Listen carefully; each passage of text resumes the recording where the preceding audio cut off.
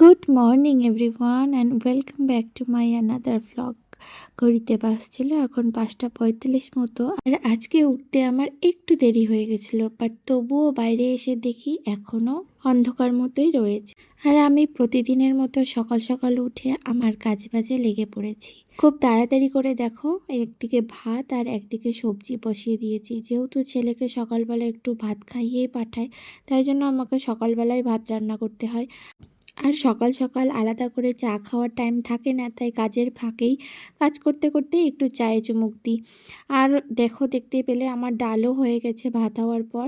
আর এখানে সাথে সাথে আমি সবজি কেটে নিচ্ছিলাম, কারণ আমাদের সকালের ব্রেকফাস্টের জন্য আজকে বানাবো ভাবছি একটু পোহা। তাই ভাবলাম সব রকম সবজি যখন ঘরে আছে, তাই সব সবজি দিয়েই একটু পোহা বানাই। আর এখানে ছেলের টিফিনের জন্য বানিয়ে নিচ্ছিলাম ডিম টোস্ট। এই তো সব কাজবাজ কমপ্লিট করে সকালবেলা যা তাড়াহুড়ো থাকে, তার মধ্যেখানে একটুখানি ব্রেকফাস্ট কমপ্লিট করে নিয়ে স্কুলে যাওয়ার জন্য রেডি হতে চলে এসেছি। এই কানের দুলটা এবার আমি মালদা থেকে গিয়ে কিনেছি, তো শাড়ির সাথে একদম ম্যাচিং হয়ে গেছিলো বলে আজকে এই কানের দুলটাই পরলাম।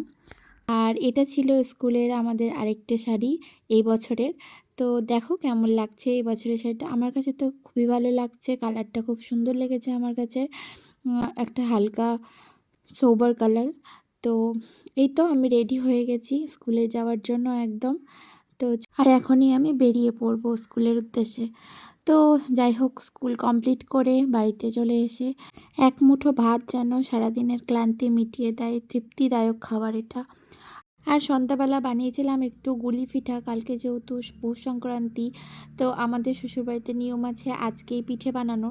তাই নিয়ম রক্ষার জন্য আজকে শুধুমাত্র আমি এই পিঠেটাই বানিয়েছি। আর এটা চা দিয়ে খেতে অনেক অনেক অনেক ভালো লাগে।